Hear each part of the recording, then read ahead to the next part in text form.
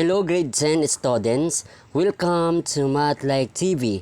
Ngayon po ang video ito aking tuturo sa inyo kung paano ang pag-simplify ng factorials sa ganitong mga given. Ngayon tapos nyo lamang ang video ito hanggang sa dulo upang kayo ay merong matutunan. Bago nating simulan, tayo muna ay mag-pray. Lord God, as we begin this lesson today, we thank you for the gift of learning and the chance to explore the world around us. Please be with us, guide our minds, and help us to understand and remember what we learn. Bless our teachers and make this time of learning fun and exciting. In Jesus' name, we pray, Amen. Ngayon, ating nang simulan. Ang given natin number 1, itong 3 factorial plus 2 factorial. So ang unang ating gagawin ay ating munang expand, okay, bawat term. Okay, itong 3 factorial, expand natin, that is 3 times 2 times 1. Then kopyahin itong plus sign. Then itong 2 factorial, ating munang expand, 2 times 1. Okay? Then after that, i-multiply natin all positive integers. Pagkatapos natin i-multiply, tayo ay mag-add. Okay? So, ganito po.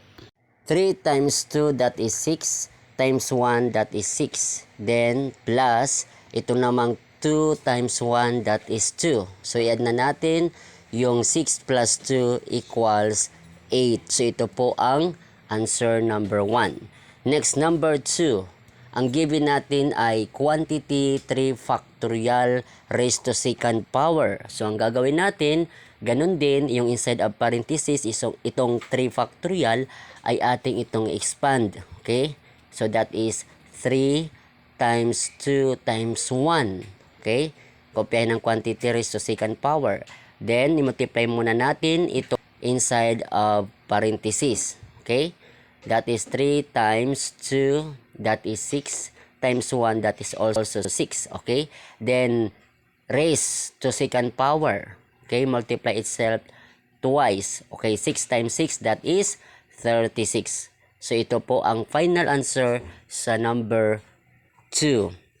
Next, number 3, ang given natin ay 7 factorial over 4 factorial.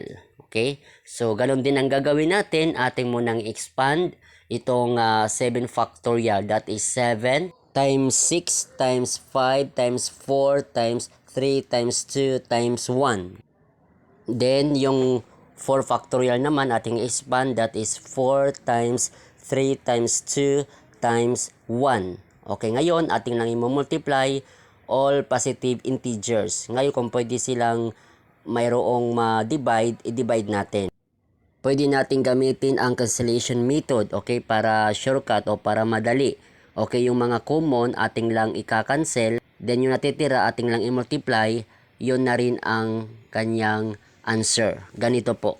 Cancel natin itong 4, itong 3, itong 2, at itong 1. So yung natitira ating i-multiply, 7 times 6 times 5, that is 210. So, ito po ang final answer.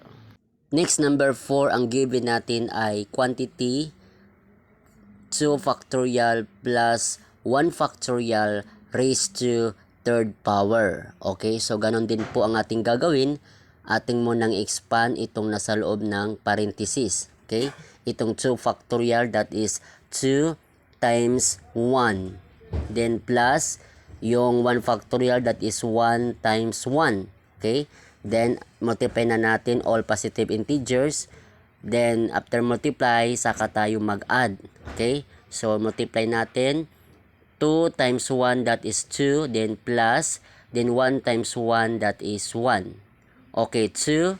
Add natin. Plus 1, that is 3. Meron siyang raised to third power. So, ibig sabihin, itong 3 multiply natin tatlong beses sa kanyang sarili.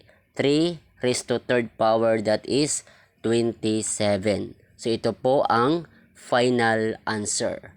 Next, number 5, it's your turn.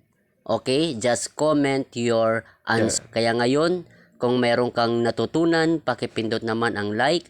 At kung bago ka pa lamang sa aking channel, pakipindot naman ang subscribe, maging ang bell notification para updated ka sa mga bagong video ni upload sa aking channel na ito. Maraming salamat po sa inyong panonood.